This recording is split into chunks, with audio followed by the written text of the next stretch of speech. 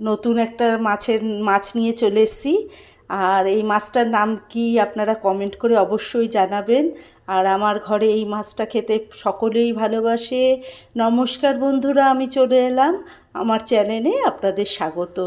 আজকে এই মাছটা করে আপনাদের দেখাবো কিভাবে করছি। আর এই মাছটার নাম হলো কাজলি মাছ।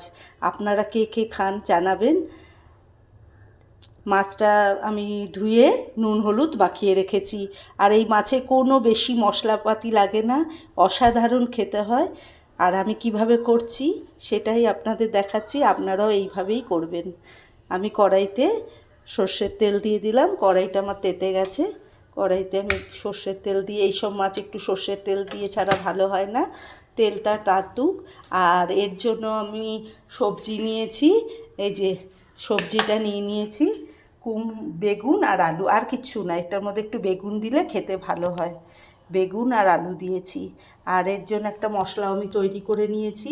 এর মধ্যে ধনে দিয়েছি, শুকনো লঙ্কার গুঁড়ো, নুন আর হলুদ, আর কিচ্ছু না। আপনারা যদি মনে করেন শুকনো লঙ্কার গুঁড়ো দিয়ে করবেন না, কাঁচা লঙ্কা দিয়েও করা যায়। এইভাবে মশলাটাকে আমি সবসময় যে গুলে রাখি, বাটা মশলার স্বাদ আসে। এটা আমার তেতে গেছে। আর কড়াইতে সামান্য একটু নুন দিয়ে দিলাম, কারণ মাছটা যদি দেবো যখন যাতে না লেগে যায়, মাছটা যাতে কড়াইতে না লেগে যায়। এবার আমি এক এক করে সব মাছগুলো দিয়ে দেবো।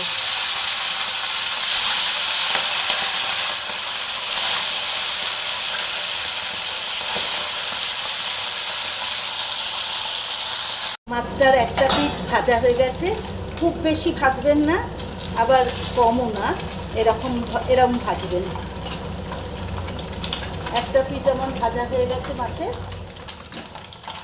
আর এই যে উল্টে দিলাম, এবার হয়েও গেছে। বেশি ভাজলে ভালো লাগবে না। এই যে এবার আমি এই মাছগুলো তুলে নিয়ে আবার যা মাছ আছে সবগুলো এক এক করে ভেজে নিচ্ছি।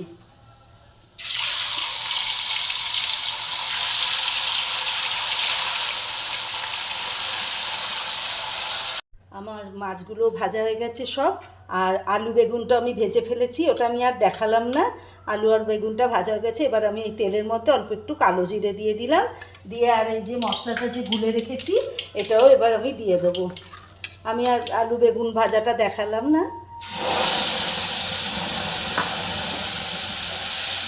এটা একটু কষলে আমি গরম জল দিয়ে দেবো এর মধ্যে।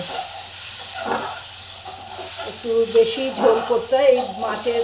ঝোল পাতলা, ঝোল একদম পাতলা।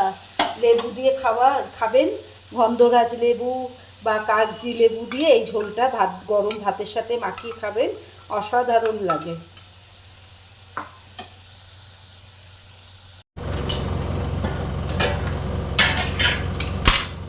ঝোলটা আমার কষে গেছে অনেকটাই। এবার আমি গরম জল ফুটিয়ে রেখেছিলাম, আর এটা এবার আমি দিয়ে দিলাম। একটু ঝোল বেশি করবো, এটা পাতলা ঝোল খেতে বেশি ভালো লাগে। ঝোলটা ফুটুক। আর এখনও আলু দিয়ে দিতে পারেন, সেদ্ধ হতে লাগবে তো। আলুটা তাহলে দিয়েই দিই। এই যে আলুটা দিয়ে দিলাম। দিয়ে বেগুনটা একদম লাস্টে, মাছ আর বেগুন একসঙ্গে দেবো। এই মাছ তো বেশি ফোটানো যাবে না, কেননা পাতলা মাছ তো, বেশি ফোটাতে একদম গলে যাবে। অল্প একটু দিয়েই 2 সেকেন্ডের মতো ফুটিয়েই নামিয়ে ফেলবো। এটা ততক্ষণ ফুটুক আলু আর ঝোলটা সেদ্ধ হয়ে গেছে। আর এবার আমি এই বেগুনগুলোও দিয়ে দেবো আর মাছটাও দিয়ে দেবো। মাছগুলো খুব পাতলা তো, বেশিক্ষণ একদম ফোটাবেন না, তাহলে মাছগুলো সব গলে যাবে। আর অসাধারণ এই মাছগুলো খেতে, একবার বানিয়ে দেখবেন আর আমাকে কমেন্ট করে অবশ্যই জানাবেন। এই যে মাছগুলো আমি ভেজে রেখেছিলাম সব, এই যে এবার আমি দিয়ে দিলাম।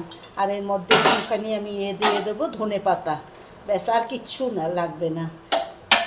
আর এটা খাবেন কাগজি লেবু বা গন্ধরাজ লেবুর সাথে খাবেন গরম ভাতে, অসাধারণ লাগে। আর 2টো কাঁচা লঙ্কা দিয়ে দিলাম, যদি কেউ খাবে।